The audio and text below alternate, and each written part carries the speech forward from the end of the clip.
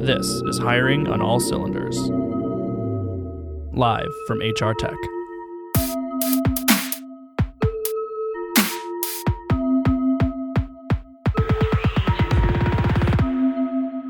Hello, recruiting and HR pros. This is Rob Stevenson from Intello, and it is with no small measure of excitement that I announce that Hiring on All Cylinders takes to the airwaves from the most salubrious and expansive confines of McCormick Place in Chicago, Illinois, where we are gathered for the big one, the 19th Annual HR Technology Conference and Exposition. We will be broadcasting all week from our cozy booth just beside the registration desk and outside Starbucks. We'll be joined by all manner of HR pros, CEOs, VPs, CHROs, analysts, thought leaders, and much more, The first of whom I am very excited to introduce. He is the CEO of Open Matters LLC, and he's also the opening keynote speaker to this fine conference. Barry Libert, thanks so much for joining me. Thanks, Rob. How are you today? Very well. We're rocking and rolling. It's a lot of hustle and bustle here, a lot of noise, but it's going to be a blast. We have tons of awesome guests lined up. I'm really excited that you're the first one. Looking forward to having this conversation with you. So you are the opening keynote speaker. I guess I am. Yeah, I would love to get a little teaser trailer of what you're going to be talking about tomorrow morning. So tomorrow we're going to talk about the fact that the future of HR is not just about the people you employ, but the people you don't employ. What about the people you don't employ, Barry? There you go, Rob. So if you think about Facebook for a second, right, one of your customers, I guess, is a cool idea, right? What about their 1.6 billion people? Are those employees? Are those non-employees? Are those customers? Are those what? Right? Are they what is a user to them? Is that kind of what you're asking? That's the question. I mean, are you on Facebook? Absolutely, I am. Do you provide content every single day? Not every day, but well enough. Okay, there you go. Are you an employee of the company? I suppose, yeah. I guess you are. Unpaid as yet. There you go. You're proving my point. So today's world, whether it be Airbnb, Facebook, LinkedIn, you're one of their extended employees. I guess you might argue just an unpaid employee. So then, when you open up and you look at the digitization of that company, are you saying that you need to welcome in all the users, anyone that's engaging with your company in any way? Absolutely. So today's world is all about the gig economy. That means everybody is an employee, everybody's a customer, everybody's an investor, everybody's everything. The question is, as a great digital company, how do you engage everybody to help you be great? ... How do you engage everyone, Barry? That's the point. Well, first you need a new board and a new leadership team that thinks the same things we're talking about today, which is traditionally there was a big line in the sand between customers and employees, between investors and partners.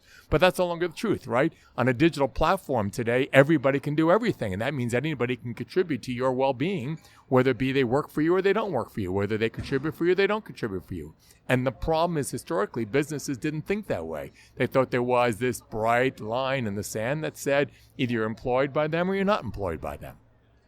So then, are you saying there's a blurring of this line? I think it's good? Completely disappearing. It's fantastic. That means I'm no longer defined by who I am and what I do. I can do anything. I can drive a car for Uber. I can sit here today with you and be a broadcaster.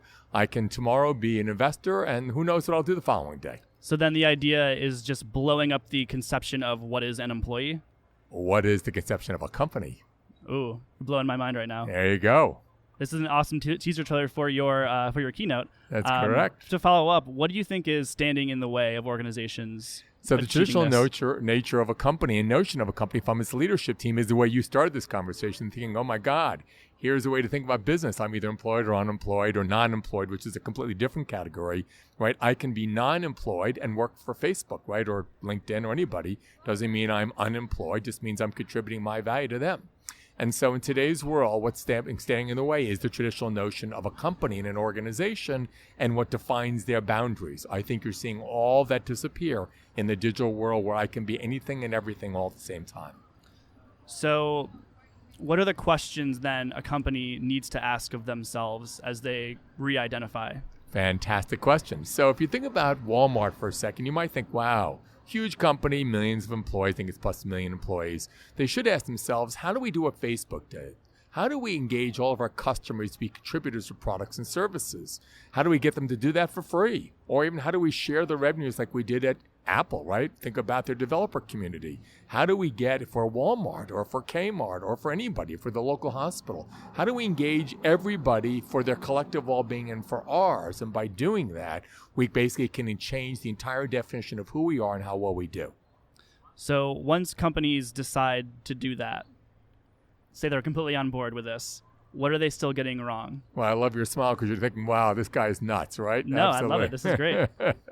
So what they get wrong next is their entire compensation. So let's take Apple as a real example, right? A poster child of this whole opportunity, right? They've created billions of dollars in profit sharing with their developer community. None of them work for them, right? They created 11 apps and then they stopped, right? And then they let everybody else create the next million of apps and millions of apps now. So the question is, can companies and their existing leadership team and boards get their head around the fact that, wow, Apple's worth that much money, the most valuable in the company in the world, because they started changing the definition of what's a customer, what's a user, what's a developer, who's an employee. I think it's incumbent upon every organization to start with what's called their mental model, their assumptions, their attitudes and beliefs about what constitutes somebody or something that works for me or doesn't work for me. So this is all well and good for companies like Facebook and Apple who have just this massive trove of user-generated content, right? What about for some more traditional companies that don't have that to rely on? So that means that those companies have to work harder, right? As a board, they have to think, oh gosh, I've been trained a certain way. I'm a 62-year-old and white old guy, right? Look at who I am. But I'm thinking this way. I've been thinking this way a long, long time. It just wasn't in vogue till now. So that means all my peers, the guys who went to business school with me a long time ago, have to say, well, hold on a minute here. If he's right, what makes these great companies really powerful in the world is they have these massive ecosystems. If I don't have an ecosystem that's already sitting on a platform, what do I have to do? Well, the first thing you have to do is accept the fact that you probably do have an ecosystem. You have customers who are not currently purchasing. You have employees who used to be alumni, right, who are no longer alum. You have prospects who don't currently work for you yet. You have investors who are currently not investing. They're all part of your ecosystem.